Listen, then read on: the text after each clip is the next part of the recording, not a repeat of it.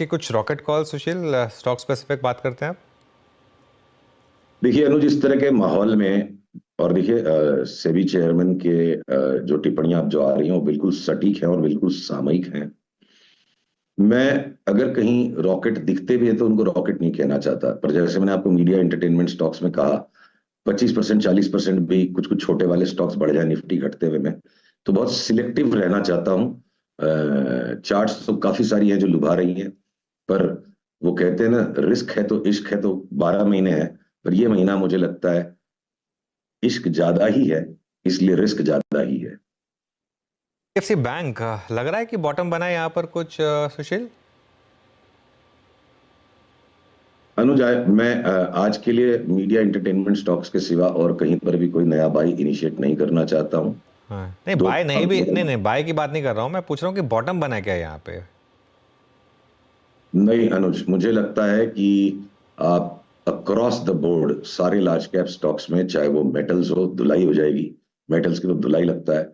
Refineries और oil marketing companies में भी, या जो निफ्टी एनर्जी इंडेक्स कह लीजिए, रिलायंस की वजह से 2200 का रिलायंस आज 3000 के आसपास आ गया। तो बीपीसीएल को ही एक बार छद्म करने के लिए वापस एक नया हिस्सा बना दे। क्रूड घटेगा भी तब भी मेरे को लगता है रिफाइनरीज ऑयल मार्केटिंग कंपनीज भी नहीं बचेंगी। तो एक्सेप्ट एफएमसीजी, जिसमें आईटीसी नहीं है। आईटीसी में मेरी आपसे बहस गलत थी, वो मैंने पिछले मंगलवार को समेट लिया। अब आईटीसी में भी सेल सिग्नल है। तो कुछ बैंक के स्टॉक्स, जैसे मान लीजिए बंधन बैंक, हम 6 महीने की डिलीवरी के लिए लेंगे, सट्टा करने के लिए नहीं लेना है। एचडीएफसी बैंक एक इंडेक्स में पॉजिटिव स्टॉक है। एफएमसीजी पॉजिटिव है। और न मेरे को ऑटो में कुछ भी लेना लगता है, बल्कि हम M&M में शॉर्ट सिग्नल ऑलरेडी प्राप्त कर चुके हैं, शॉर्ट पोजीशंस हैं, डिस्क्लोजर। और टाटा मोटर्स हो सकता है 2-4 दिन के लिए एक बार इंडेक्स को मैनेज कर ले, लास्ट में इसको भी अच्छा खासा करेक्शन देना पड़ेगा। 2020 में सीएनबीसी टीवी 18 पर आपकी मेरी जद्दोजहद हुई थी कि 60 वाला 600 हो जाएगा और 600 का 1000 भी होगा। आज हम पहुंच चुके स्ट्रेटोस्फेरिक लेवल पे। तो यहाँ मैं बहुत सावधान रहना चाहता हूँ। अभी मैं बहुत ज्यादा बहादुरी नहीं करना चाहता हूँ। बिल्कुल याद है मुझे वो कॉन्वर्सेशन। 60 वाला 600 और 600 वाला 1000 यहाँ पर हुआ। शानदार मोमेंटम आया इसमें। अच्छा, ग्लोबल चार्ट्स क्या कह रहे हैं? अगर बात कर लें हम फॉर एग्जांपल डॉलर के चार्ट के, क्रूड के चार्ट के, या नैस्डैक के चार्ट्स। तो संक्षेप में मैं वापस रिपीट करूंगा।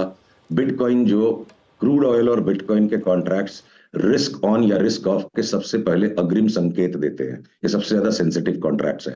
17,000 के बिटकॉइन पे हमने लाख लाख डॉलर की बात कही थी। हमने ऑलरेडी इसको ट्विटर पे पूरे वीडियो को पोस्ट कर दिया कि अब ये यहां से बिटकॉइन आधा हो जाएगा। क्रूड ऑयल का एक अंतिम नया लो 62 तक आ सकता है। तो रिस्क ऑफ का सिनारियो, जिसको कंफर्म गोल्ड का ब्रेकआउट कर रहा है। और यूएस इंटरेस्ट रेट्स, पावेल साहब जो है ना, वॉलेटिलिटी क्रिएट करते हैं, वो ट्रेंड सेटर नहीं है।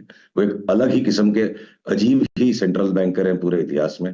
तो उन्होंने वॉलेटिलिटी जो क्रिएट करनी थी कर दी कि भैया इंटरेस्ट रेट्स पीक आउट हो गए, हम कब कट करेंगे पता नहीं। पर traded prices of US 10 year yield are indicating now कि एक नया ट्रेंड वापस वहां शुरू हो रहा है। डॉलर इंडेक्स भी एक अच्छी खासी उछाल दे सकता है। पर 2-4 दिन का जो भी छद्म रच ले नैस्डैक और एसएनपी, इस वक्त हमारा ये गणित है, ये गणना है।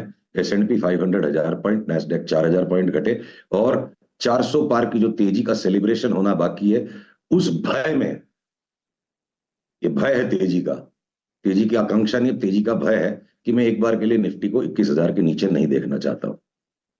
बहुतों को ले डूबेगा, तो यहां बहुत ज्यादा सावधान रहने की जरूरत है।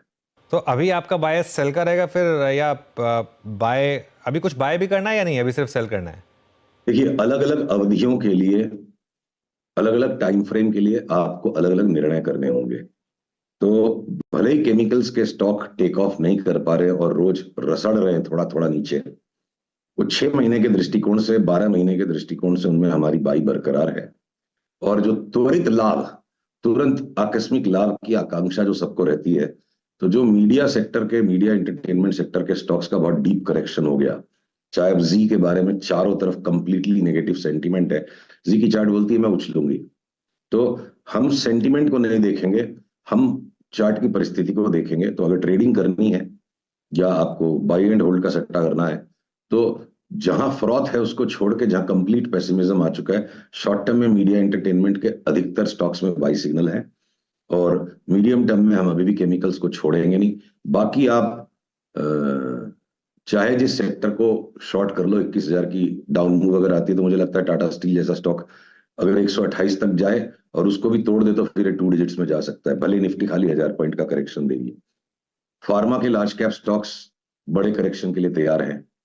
अ, अगर स्पेक्युलेटिव बाइंग करनी है तो मैं Hindustan Lever, Colgate, Britannia, Nestle ऐसे स्टॉक्स में लॉन्ग रखूंगा, क्योंकि जब जब बाजार में एक करेक्टिव फेज आता है, जिन फंड हाउसेस के पास स्पेयर कैश और उनको मार्केट में डालना ही है, वो सेफ हेवन बाइंग आ जाती है और वो स्टॉक्स की फिर चार्ट एफएमसीजीज की इस तरह के भी पोजीशन मार्केट में जस्टिफाइड हो सकती है। ओके सुशील जी, एक ऐसा स्पेस जहां पे 4-5 महीने के पॉइंट ऑफ व्यू से आपको लग रहा है कि रिस्क लेना चाहिए, मतलब फॉर इंस्टेंस पिछले कुछ सेशंस में हम टाटा केमिकल में बहुत स्ट्रॉन्ग मूव देखा। केमिकल ही एक ऐसा स्पेस है जब metals all time high create कर रहा था, pharma, Nifty, bank Nifty high create कर रहे थे, ये बैकफुट पे था। अभी आपका व्यू केमिकल स्पेस पर क्या है? केमिकल्स में देखिए, कोई सट्टा करने के लायक अप ट्रेंड तो स्टार्ट हुआ नहीं है। डाउन ट्रेंड परसिस्ट कर रहा है, बट डाउन ट्रेंड के अंदर में मोमेंटम नहीं है। लग रहा है ये बॉटम बनाने के फेज में है, तो जब तक बॉटम बन के अपटिक स्टार्ट नहीं होती, अग्रेसिव बाइंग नहीं कर सकते हैं। तो आप ये समझ लो, हम 1/3 से लेके हाफ तक की क्वांटिटी अपने निवेशकों को ये सलाह लगातार दे रहे हैं कि इनमें छोटे छोटे छोटे छोटे एक्यूमुलेट पोजीशन रखिए, ट्रेडिंग मत करिए। ट्रेडिंग तब शुरू करेंगे इसमें जब इनमें क्लियर कट अप ट्रेंड आ जाएगा। तो केमिकल स्टॉक्स बहुत बड़ा सेक्टर है और उसमें जो भी select stocks, Fine Organics, Nocil, इन तरह के स्टॉक्स में जीएनएफसी, इवन जीएसएफसी, ये सब अक्यूमुलेट जोन में है। और अक्यूमुलेट 1/3 से लेके आधी पोजीशन से ज्यादा अभी हम नहीं लेंगे। जब क्लियर कट अप ट्रेंड बन पड़ा होगा उनमें, हो सकता है निफ्टी के 5-10% करेक्शन के बाद अप ट्रेंड बनेगा, और अगर निफ्टी के अंदर में 5% के करेक्शन में स्टॉक्स भी 2-4-5% और घट जाए तो कोई आश्चर्य नहीं होगा। पर ये अक्यूमुलेट जोन में सारे स्टॉक्स।